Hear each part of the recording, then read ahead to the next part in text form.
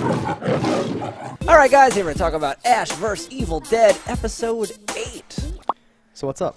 Well, we're at the cabin. Yeah, so the whole thing about him splitting up was just like, whatever, because the cop lady caught up to him. Very quickly. Very funny thing with the bird. Sorry, little guy. Oh, fuck! Yeah, and smashes throws it. Goes, and that's a through line in all That's the a episodes. thing. They all open with a blood splatter or a goo or whatever, Yeah. and I love that. It is really cool. I love it, especially when nothing dies to warrant it. It just comes out of something. Yeah, just like no, like no. Yeah, it's very. I don't even want to say campy, but maybe that's the word. But it has a good feel. No, It's it makes me happy. Consistent I thing. enjoy Yes, it each I know. time. Exactly. I totally agree. Yeah. But yeah, this was a particularly funny one Yes. where like a deadite bird and he just smashes it against the fucking wall. Because it's a little heartfelt thing of like, sorry, little guy, but not many things survive around here. Fuck! Yeah. He goes, God damn it, fuck! Like this whole thing. And he picked it up with like his good hand. He didn't even pick it up with his metal hand. Mechanized hand. Yeah. To and I can grab the understand that, germs. I guess, slightly where it might be harder to clean the mechanized hand. But getting into the little nooks and crannies. Yeah, you know. But it's nice. It kind of opens up with like a maggoty little animal, right? You see like the death surrounds the area. Good times. But yeah, they're at the cabin. The titular or the pivotal. The cabin. Not a titular cabin. is not the word. The cabin. The cabin. In the woods. Yeah, and it looks relatively good compared to like the cabin we know. I don't remember. So it turns out not only do I not remember the cabin itself very much, I forget most of Evil Dead. I have no idea. All these things about like my girlfriend's in the shed. I'm like, that sounds okay, maybe, right? I saw that like 20 years ago now. I have no idea. It's really shocking to me. So the Evil Dead 1 and 2, I think I have multiple copies because of different covers for VHS, but I don't think I have them on DVD. Okay, I haven't actually looked, but I can recall buying different packs of the VHS stills. I was like, oh, because the first one I bought was a really cheap, shitty cover, and then like it got cult status, and I was like, and then it came out with a better cover. And I was like, oh, that cover's awesome. And I have a couple of versions of Army of Darkness because that movie's awesome. Army of Darkness, right? That I watched, like a ton. It's by far the best. It's one of my favorite movies. Well, and it's like a different type of movie, right? It's like more action comedy thing than the other ones are, right? More horror comedy. It is a comedy, really, in general, yeah. So like that, I've seen a ton. Watched that relatively recently compared to the other ones, right? And then like as later in my life became aware, oh, this is actually like the third of there's other. Oh, let me go back. Oh, I kind of all right, fine. And it was more like an Army of Darkness guy. I saw them very young. All of them. Yes. Yeah. And recall watching Evil Dead and then Evil Dead 2 and going, this is like the same fucking movie. It's the same movie. Yeah. Like, was young enough to be like, the fuck? Wait a minute. Yeah. And it literally is, right? They're like, they essentially remade the movie. Yeah. Which is great. It's a little better. Exactly. Than one. Hopefully, that should be the point of remaking it. But essentially, there's a thing called Evil Dead. They said, at Comic-Con, Army of Darkness is owned by a different company. So this is continuing the Evil Dead universe, and of course, they can't say this, but they're finding ways to turn it into whatever the Army of accidentally. Well, they had the plans hand, if this next season would have happened. It was going to go into the past, and they were going to have a cool thing, but of course it was canceled. Son of a bitch. Everything good dies right before it's going to be great, is my opinion. Hey. But to talk about this episode, this is where you remembered our cop friend dies. Oh, hell yeah. And this is sooner than I thought, honestly. I thought it was, later on, I guess. Like the finale would have been maybe. And I forgot the whole, so his hand grows another him, and it's got, I remember. It's got all of his swagger and all that stuff. Hey, baby. He's doing this whole thing, trying to convince her to leave. And he's got the hand. And I love that not only is it growing another him, so that happens in Army of Darkness, and it's hilarious and all that stuff, but not only does it grow another him, the him even retains the whole thing. Just like real Ash, when she's like, like earlier, the lady at the diner, the waitress is like, that's my husband. He's like, I hear you, and keeps going. She's like, your hand, you have the zombie hand. He's like, okay, yeah, maybe I do, maybe it's fine, and he just keeps rolling with it. Like that sort of weird, it even inherits his swagger genetically, and I'm like, nice. It is a carbon copy. Good shit. Yeah. The maybe I grew another hand. Maybe the hand grew another me. All right. The point is, we can get out of here. And just I love the whole that. as these two fights are happening, he's in the shed, she's over there, she's in the house. I like that. Like, okay, she cuts his hand off, he gets his stub ripped off. Exactly. So now they look very similar. He gets cut across the face, he gets cut across the face. So they are exactly visually equal. So it does make it so if you have that scene of like, no, he's the real one, no, he's the real one. And that's the they're beautiful. Indistinguishable. So and I'm sure that's how because again this episode ends very abruptly, and I'm like, no, and whatever. I'm sure. Whether I remember it or whether it's obvious or both, that's going to happen next episode where they're doing the whole thing. But I like as you see that coming together, it's so corny, but it's so beautiful. I'm like they end up looking exactly the same. The thing I like about it best is that based on where, assuming those actual the shed and the house are physically in the same area, like the sets, the interiors are in the same area. Yeah. You could have filmed that such that you could have done it in an order where you would have like, okay, welcome here. Okay, now let's okay, we can do that scene now. You can cut it here. Okay, now we have them exactly the same because like it is exactly the same. So you know it's just the makeup from the same day. Yes. It's like this right amount of cheese and perfection that I'm like, yep, I love it. No, there's a certain thing with the Sam Raimi, in general, where you can feel like the craft. It's like a journeyman, like we're getting this done, we make this movie now thing. Where like it's not trying to fool you, it's just trying to get you to buy into it and go with it and stuff like that, and is having fun and is all the elements. Like there's some shots where it's an obvious body double because why would you waste all that thing to do CG or something like that, right? There's a lot of just split shots, and there's a lot of like the back of his head comes in the foreground, and now that's Ash, and this is the fake guy, right? Yeah. Like they're hiding the cuts, and they're just doing it. They're just grinding it out. They're just getting it done. There's no awkward thing where you're like, well, okay, that looks like shit. Why would you leave that shot in there where you have to put Bruce Campbell's head on someone else's body or something like that, right? We can skip Benjamin Button this motherfucker. Yeah, we can just like do it straight, just like old school, like just hiding stuff, body doubles, whatever. There's one where he like one of them shoves his head through the slats of like the like door of like the boarded up window, and as he pulls him back in, they're hiding his face behind the slats, but you can tell it's obviously not another Bruce Campbell there. But besides that, good, and even that, charming, right? Good times. No, the whole thing like is enjoyable. I felt like it pulled back that sadness when she does die. Yeah. Like because you're like, I really didn't start to like her till around this episode, I think. Exactly. And you're like, oh man, all right, she's dead. All right. And she dies in that poetic way where it's the same way her partner died. From being impaled by horns. I do think it's horns, antlers. I just think it's funny how like the antler is through her and it's like a multi-pronged thing. It's like, how did it get through her like that? I won't judge. I had the same thought, and then in my head I'm like, I think that happened to her partner too. Where it's like, yes, you're just the full antlers through. You're just gluing the antler onto his chest and being like, I've been impaled. But I like how they had her in this awkward position where her back is resting on something, but her legs are upright. It really sold the scene. It made it look a little bit better. It's gruesome, and when she gets cleaved, and by the way, that's what I call cleavage. When she gets hit, you're kind of like, oh, that's really bad. Can she survive that? Well, she's not quite dead yet. Oh my god. Oh, and just Ash. Yeah, because you're like, is that her neck exactly? Yeah, is that just the collarbone? I think she might be. Oh, she's dead. And Ash she's 100% dead. And Ash is doing the play-by-play. Okay. Hold on, honey. What? You're getting a little woozy. Wait a minute. Oh, what are the odds? Like his whole thing, commentarying it was like great, very funny, very good times. Yeah. She cuts off the hand, the bad hand. Cuts off the hand and up the hand. Yes, and it starts to crawl forward. She cuts it again. Yes. That's really, really good. That's the kind of stuff where they should spend the she bad gave CG a good and 3 chops. I love it. I love it so much. And he even jumps on the thing. He goes, oh, thank God I'm free of the hand. And you're like, oh, no.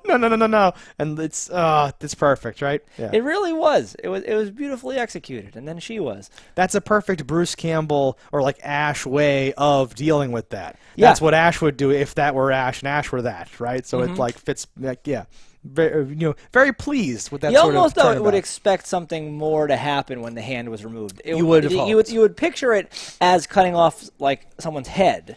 Yes, because the hand's what grew the body. But as we know with Deadites, they can exist without their heads, so it's not... Yeah, and like it turns out, so like he was playing it off the way that you might think that it works, which helps you as the audience. I think we knew, obviously, and like you're supposed to know maybe. Well, because only the audience knows that it was how it was grown from, that it isn't Ash.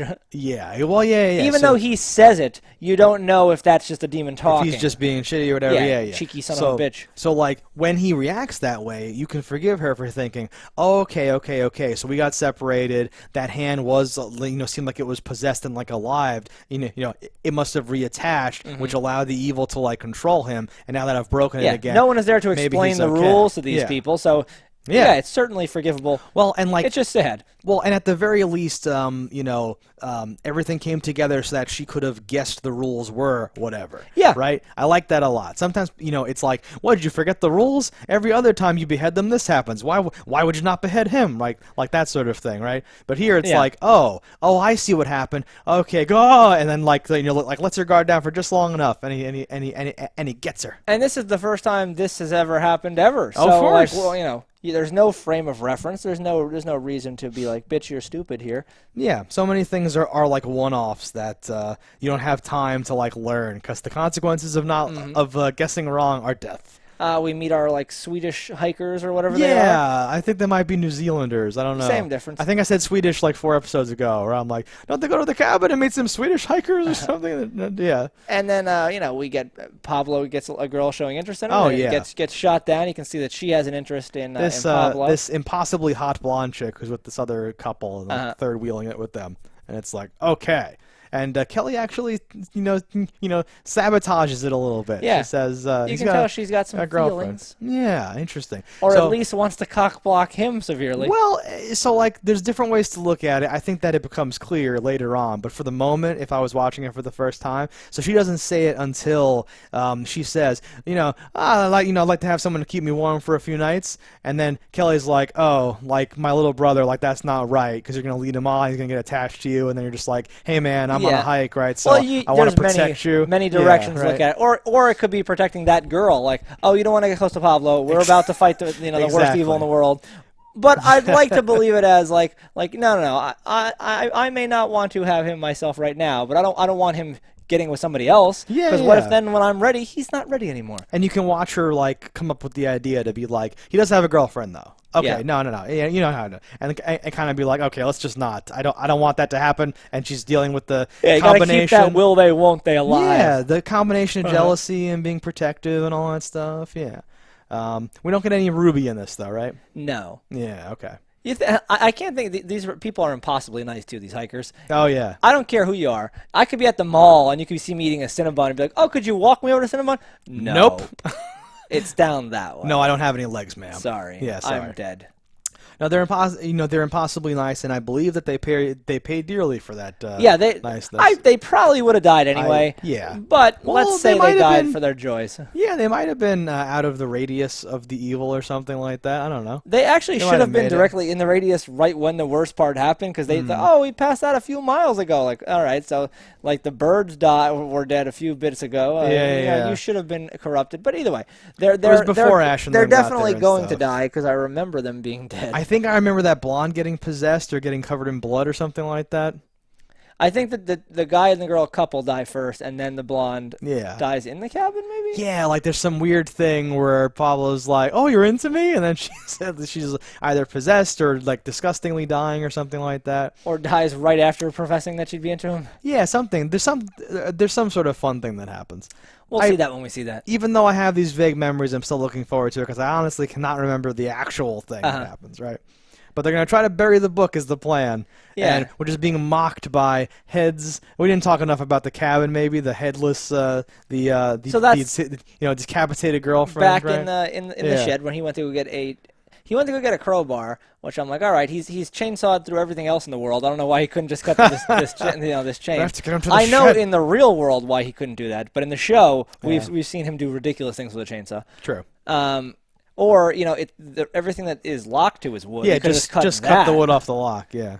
But maybe I could see. I'm trying to find a reason why they wouldn't do that. I'm like, well, maybe because he wanted to be able to lock it after the fact. But if he's going to break the chain, he's not locking it again anyway. I just had all the exact same thoughts and came to the same conclusion already. But whatever. I agree. You just had to, for the sake of argument, split these characters up and have this thing happen. I would never split up ever in this Evil Dead world because why would you? No, it's too easy to be like tricked or seduced by the evil in some horrible way. Right? But we get more of like an expansive version of the powers. So you have like just the buzzsaw blades just zipping around telekinetically. If you could do things like this, I don't know how you've not won already. I know, right? Because there's just a headless person there who was nothing but a skull a second ago, and now they're a full-formed face. And the bear trap comes to life and is like a Chomp from Mario or whatever. Yeah, literally takes his hand. Yes. Good thing it's a fake hand. Doesn't even try to get it back. No, all right, he just pieces out. I'm done with that. Whatever. You know what? That was a gift. That was a gift. It means a lot to me. Yeah. But again, it's all for the sake of humor. It works. It's fine. Sure. I like when he eventually it was funny the puns that the girl's throwing out before she dies. Oh yeah.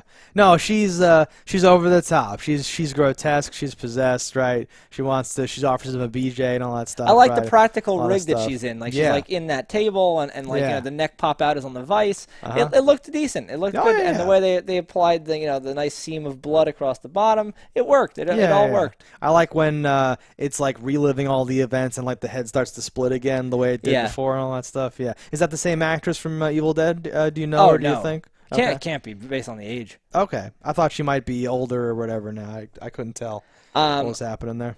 We saw a panel with all the girls from Evil Dead in Cherry Hill, New Jersey, once upon a time, and they're all in their 50s or 60s. 60s now, yeah, okay.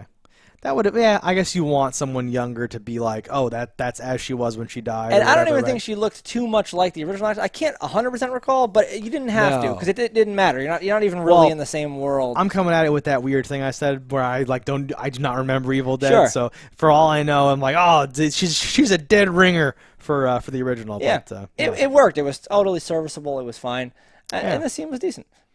No word. It brought into question in my head the whole concept of a tool shed, though. I was like, I guess you would keep all your tools outside? Why would you do that? Someone going to steal all your shit at once?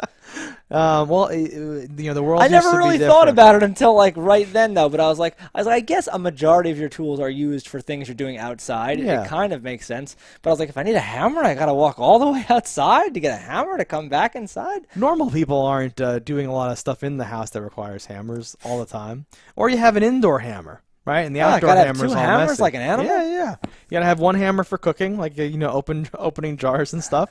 You have another hammer for like wood and nails and all that business. Yeah. Third hammer for killing deadites? Yeah, and a third hammer that's on your belt at all times for killing deadites. Makes sense.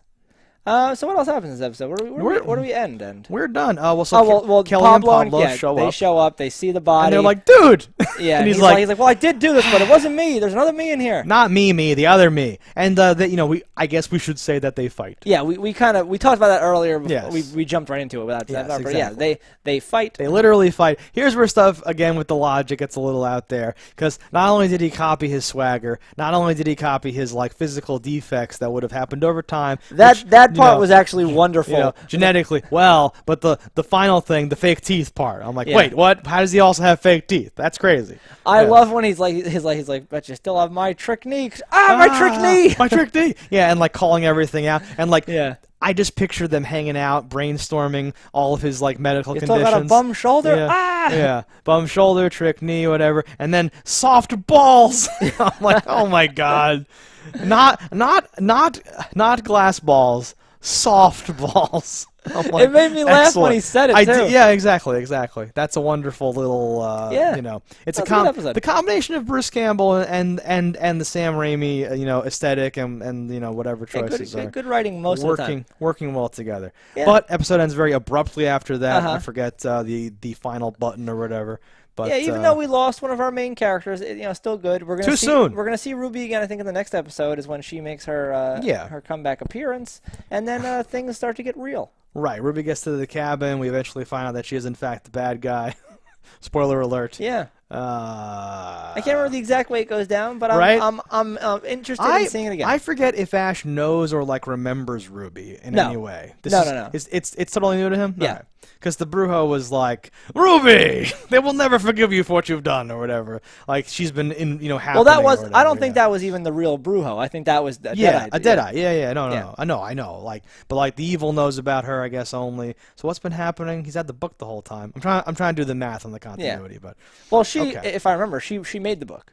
Oh, she was the witch that made the book. Neat. I think. She bound that. If I'm not mistaken, which I certainly could be. I love all that. We will find out either in this season or the next. I love all the ancient prophecy, all that stuff coming together, all that BS type of thing. Definitely.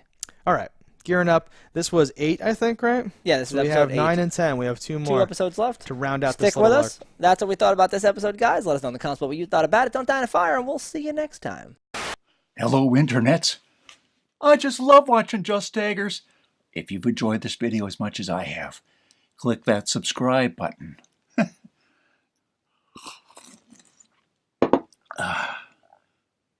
Peace out, homies.